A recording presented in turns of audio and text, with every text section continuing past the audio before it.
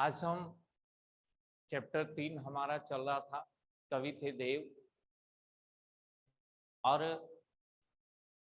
इनका जो सवैया था वो हमने पढ़ा था।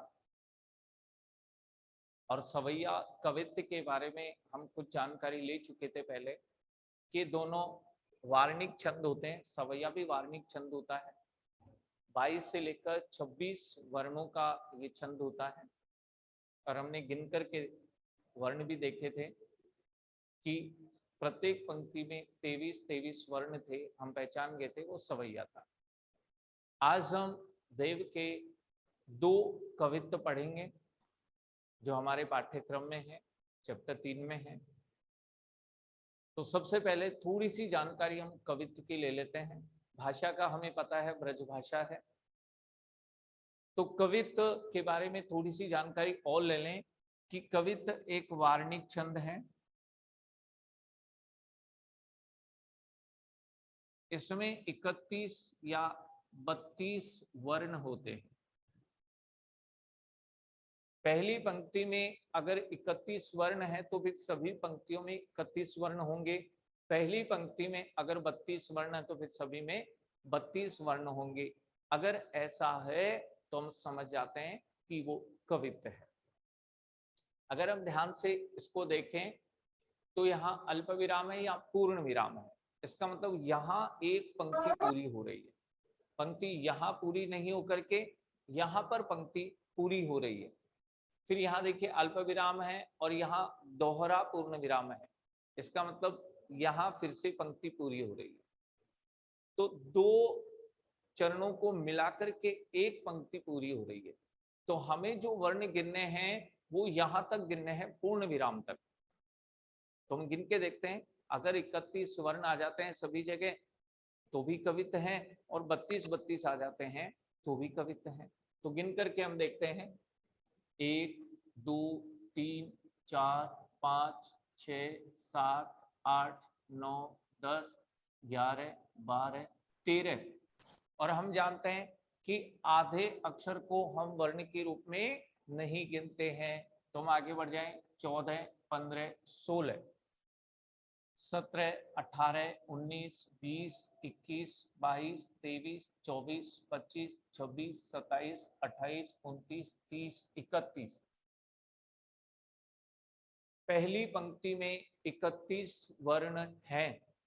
आगे और गिनेंगे, 1 2 3 4 5 6 7 8 9 10 11 12 13 14 15 16 17 18 19 20 21 22 23 24 25 26 27 28 29 30 31।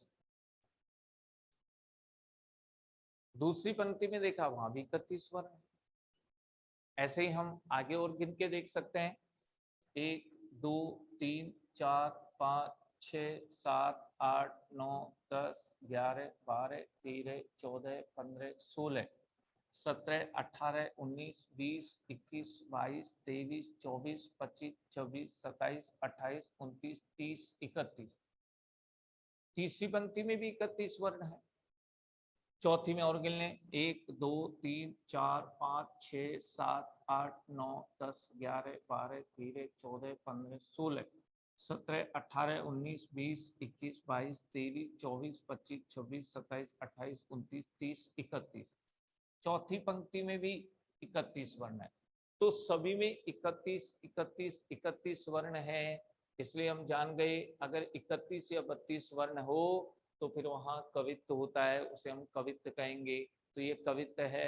हम एग्जामिनेशन में आ जाए, पेपर में आ जाए, प्रश्न पत्र में आ जाए तो वर्ण गिन के पहचान सकते हैं कि यहाँ कौन सा छंद है। हमसे पूछा जाए कौन सा छंद है तो वर्ण गिन के देख लें। अगर 31 वर्ण आते हैं या सभी पंक्तियों में 32 वर्ण आते हैं तो हम लिख सकते हैं ये कवित्व छंद है।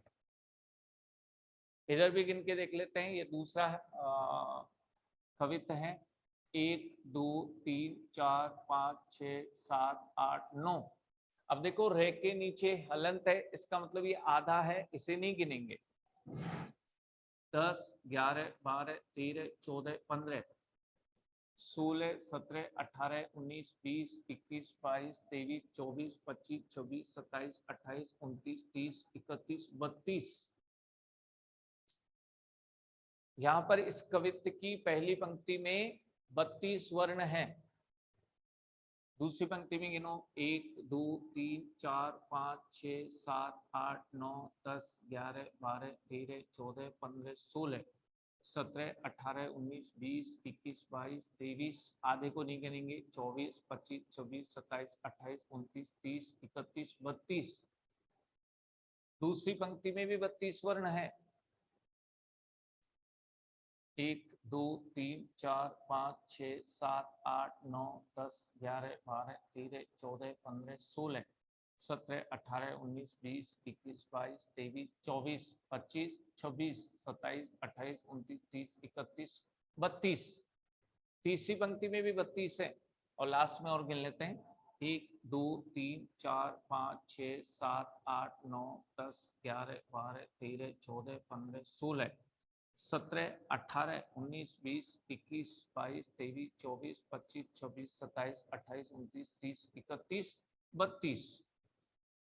इस दूसरे कवित्त की प्रत्येक पंक्ति में 32 वर्ण हैं, तो ये भी कवित्त हम पहचान गए। तो कवित्त अच्छे से आप पहचान सकते हैं, वर्ण गिन के देख लें। अगर 31 वर्ण आते हैं या फिर 32 वर्ण आते हैं तो फिर वो कवित्त छंद होता है। ठीक है, अब हम आगे बढ़ते हैं भावार्थ की ओर। देखो, ये जो पहला कवित्त है, इसमें बसंत ऋतु का बालक या पुत्र कामदेव के बारे में कहा है कि कामदेव है, उसका पुत्र है बसंत। ये बसंत ऋतु है, कामदेव का पुत्र कहकर के उसे संबोधित किया है, कामदेव का बालक कहकर के, और बसंत को यहाँ संबोधित किया है। और बसंत के लिए क्या क्या कहा गया है? बसंत को एक बालक के रूप में बताया गया है, कामदेव को उसके पिता के रूप में संबोधित किया है, और देखो क्या कहा गया है, दार द्रुम पलना बिछोना नव पल्लव के। कामदेव का पुत्र जो बसंत है उसके लिए कहा जा रहा है, और ये बसंत का मतलब बसंत ऋतु की बात हो रही है। कामदेव का पुत्र बसंत ऋतु को बताया गया है, और देव क्या कह रहे हैं कि डार यानी डाली, ध्रुव यानी वृक्ष, और पलना यानी पल्ला,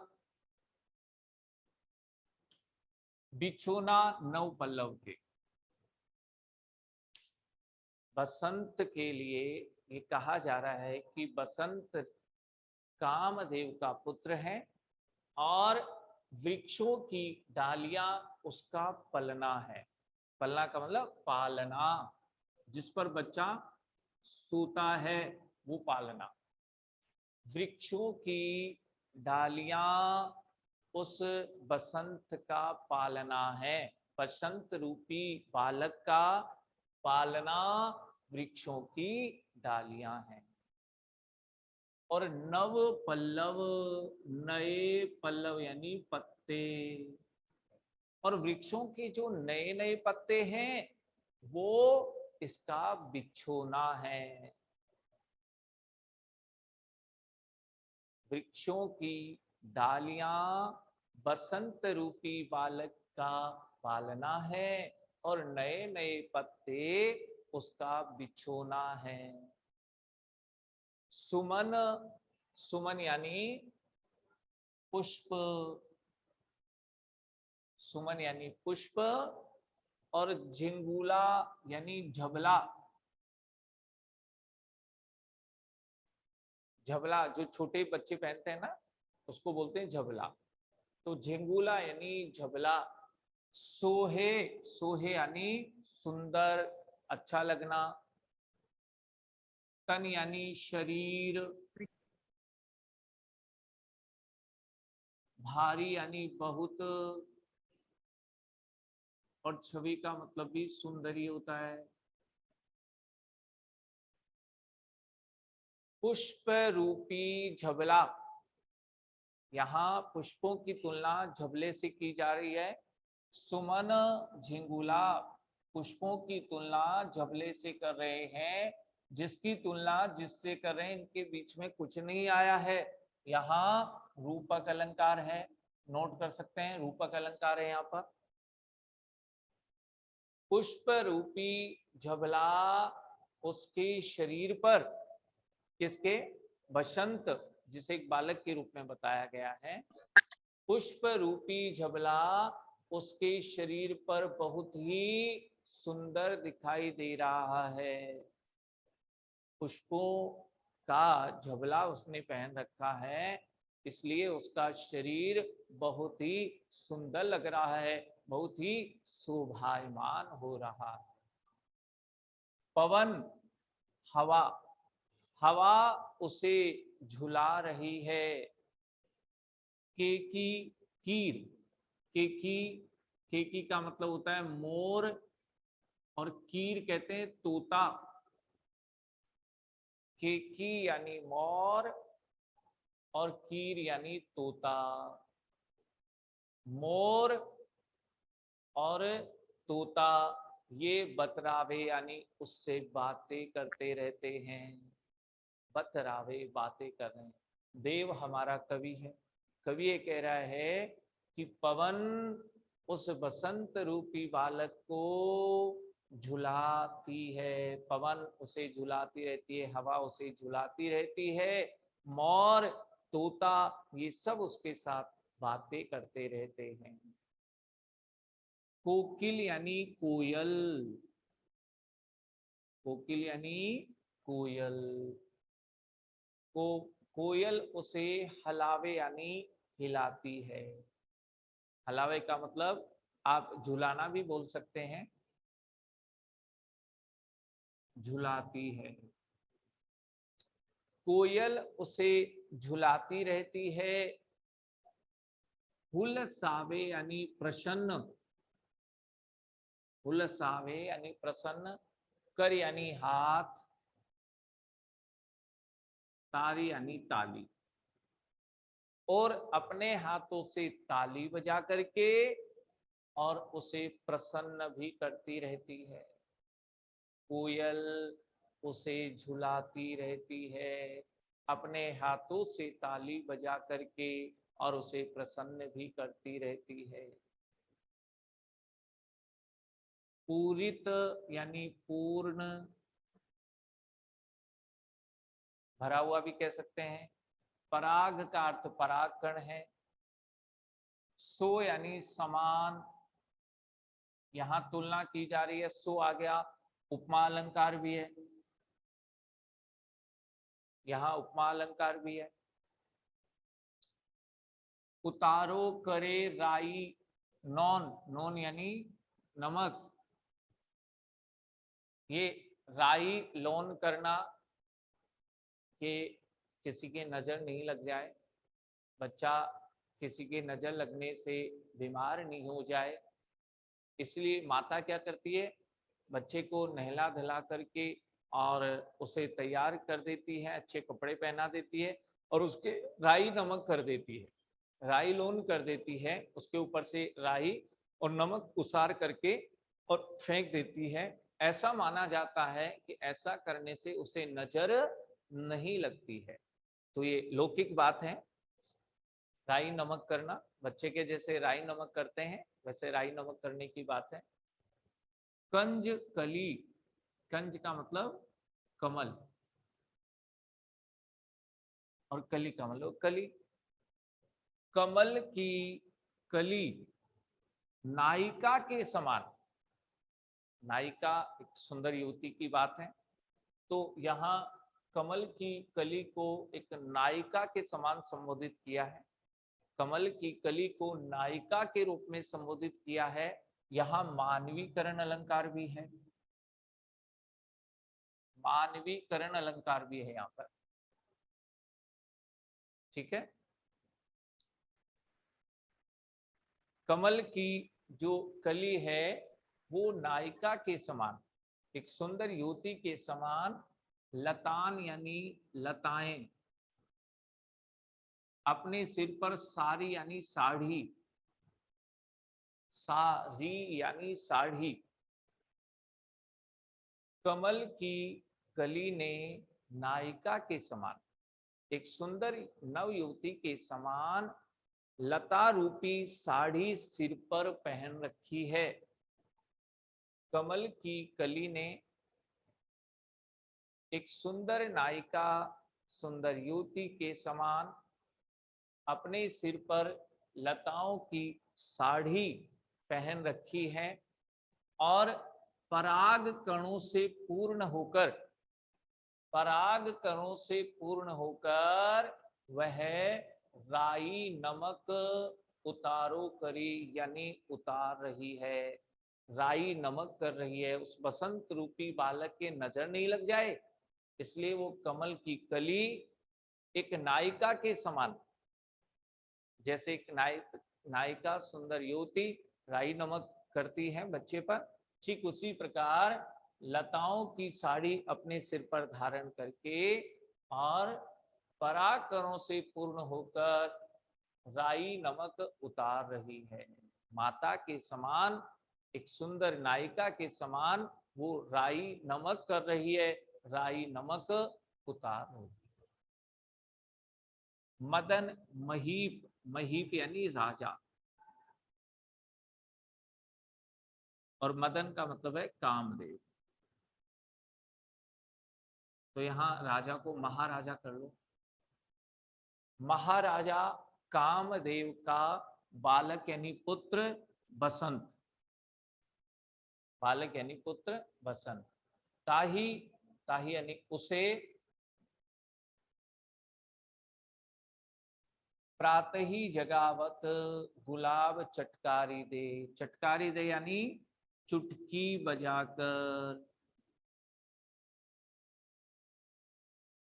और गुलाब प्रातः काल उसे चुटकी बजाकर जगाता है। किसे? महाराजा कामदेव के पुत्र बसंत को, महाराजा कामदेव के पुत्र बसंत को गुलाब चुटकी बजा करके और प्रातःकाल जगा देता है।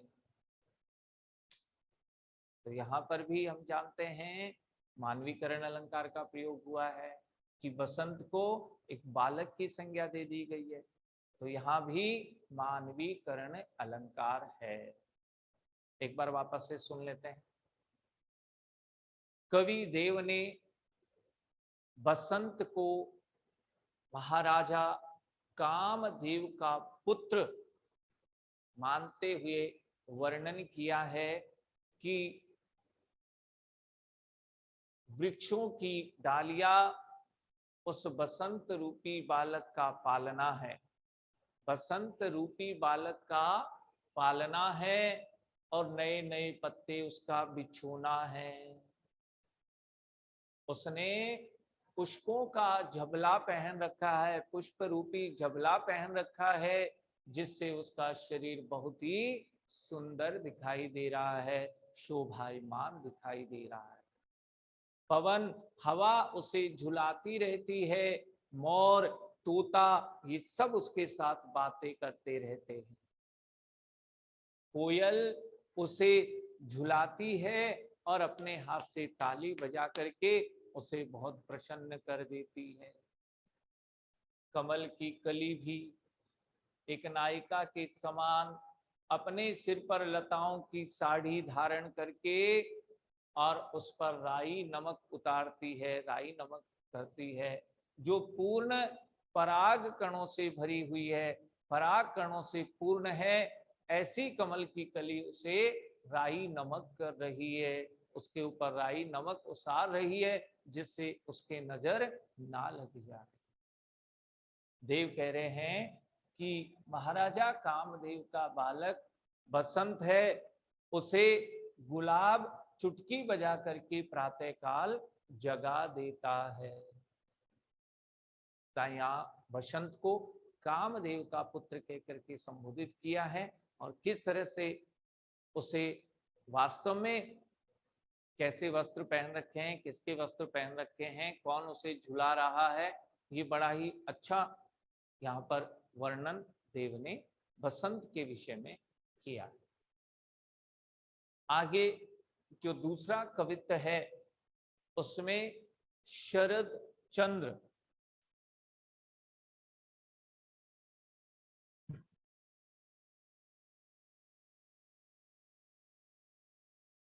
शरद चंद्र के सौंदर्य का वर्णन किया है। चंद्र का मतलब चंद्रमा जब निकलता है तो रात की बात होगी।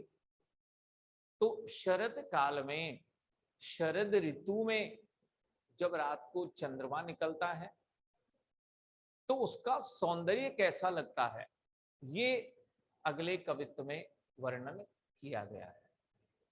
जब शरद ऋतु आती है और शरद ऋतु को रात में जब चंद्रमा उदय होता है, चंद्रमा निकलता है, जो चंद्रमा की चांदनी सब तरफ फैल जाती है, तब उस समय आकाश का सौंदर्य कैसा लगता है, उसी सौंदर्य को इस कवित्व में उन्होंने समझाया। क्या समझाया है? फटिक सिलानी सो सुधार्यो सुधा मंदिर। फटिक, ये स्फटिक नाम की एक मणि होती है।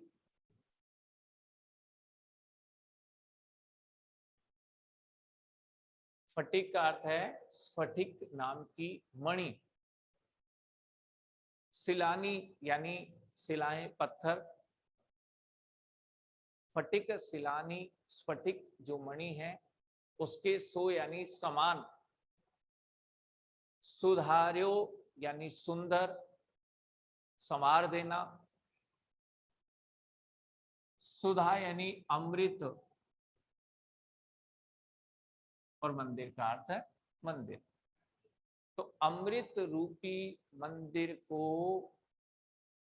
सुधार्य यानी संवार देना, सजा देना।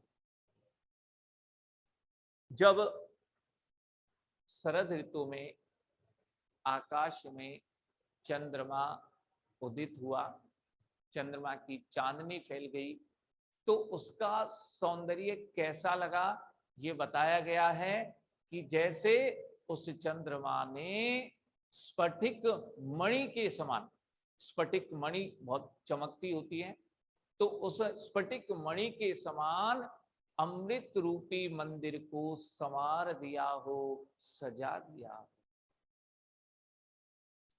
उस शरत चंद्र ने अपनी चांदनी से, अपनी प्रकाश से स्फटिक मणि के समान इस अमृत रूपी मंदिर को सुधार्यो यानी संवार दिया हो, सजा दिया।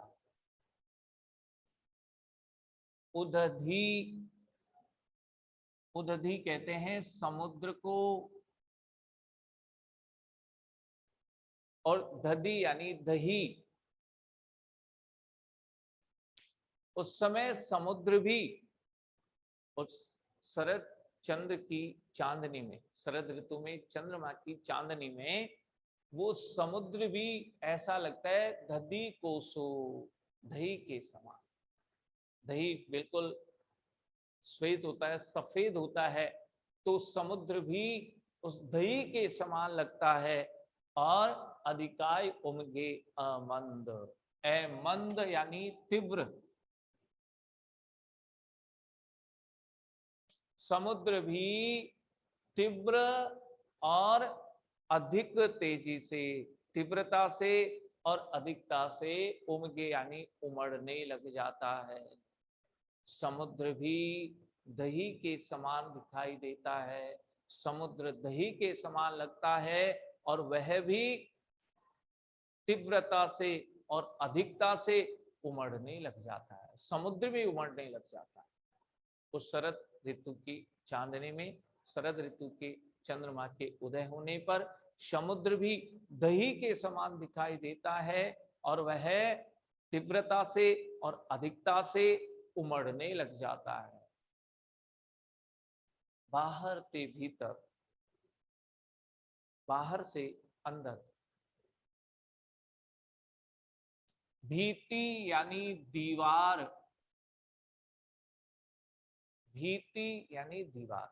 देव हमारे कवि हैं, देव ये कह रहे हैं कि बाहर से अंदर तक कोई दीवार दिखाई नहीं देती है।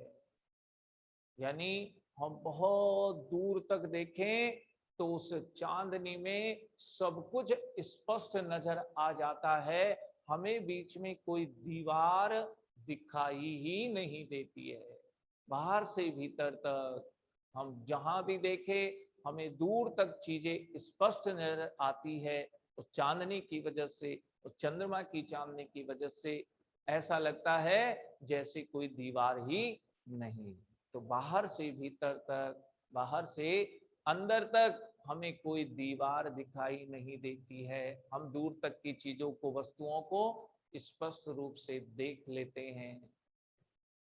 दूध को सो फैन, यहाँ देखो सो बार बार आ रहा है, देखो सो सो सो समान के लिए आता है, ये देखो सी से, तो यहाँ उपमा अलंकार का प्रयोग हुआ है। इस कवित्व में बहुत ज्यादा प्रयोग है उपमा अलंकार का। दूध को सो फैन, फैन कहते हैं झाग। फैलियो यानी फैला हुआ है। आंगन में फरस बंद यानी फर्श, फरस बंद का अर्थ है फर्श। आंगन का जो फर्श है वो ऐसा लगता है जैसे दूध के समान झाग उस पर फैले हुए हो, क्योंकि शरद चंद्र की चांदनी ऐसी होती है दूध जैसी कि पूरा फर्श, आंगन का फर्श भी ऐसा दिखाई देता है कि जैसे उस आंगन के फर्श पर दूध के समान झाग फैला हुआ हो। बिल्कुल दूध के समान झाग, जैसे दूध के झाग होते हैं, ऐसा लगता है जैसे आंगन के फर्श पर ही वो दूध जैसे झाग फैले हुए। तारा सी तरुणी, तरुणी कहते हैं सुंदर युवती। तामे ठाड़ी, ठाड़ी यानी खड़ी। झिलमिल यानी चमक।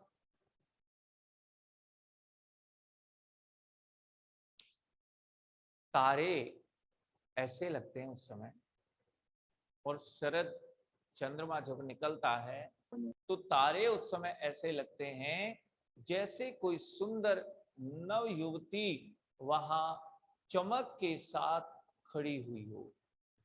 जैसे सुंदर नव युवती होती है, उसके शरीर में चमक होती है, वो चमकती हुई रहती है, ठीक तारे भी उस समय ऐसे लगते हैं जैसे कोई सुंदर नव युवती चमक के साथ या चमकती हुई वहां पर खड़ी हुई। मोतिन की ज्योति, ज्योति यानी चमक। मिलो मल्लिका को मकरंद, मल्लिका एक पुष्प होता है, सफेद रंग का एक पुष्प होता है मल्लिका। मल्लिका नाम है पुष्प का, जैसे कमल होता है, गेंदा होता है, मोगरा होता है, ऐसे ही मल्लिका भी एक पुष्प का नाम है। ये सफेद रंग का सुगंधित पुष्प होता है। और मकरंद यानी पराग, मकरंद यानी पराग। वे तारे आकाश में उस समय ऐसे लगते हैं जैसे कोई मोतियों की ज्योति हो, मोतियों का प्रकाश हो। मोती के समान उनमें चमक होती है, मोती के समान चमकते हुए नजर आते हैं। तारे उस समय मोतियों के समान चमकते हुए दिखाई देते हैं, और ऐसा लगता है कि जैसे मल्लिका पुष्प के पराग कण हैं वो वहां पर है। तारे मोतियों के समान चमकते रहते हैं, और तारों को देखकर ऐसा लगता है जैसे मल्लिका के जो सफेद पुष्प के पराग कण हैं उनके समान वो चमक रहे हो, मोती के समान चमक रहे हो। आरसी, आरसी यानी दर्पण। अंबर यानी आकाश, आभा यानी चमक।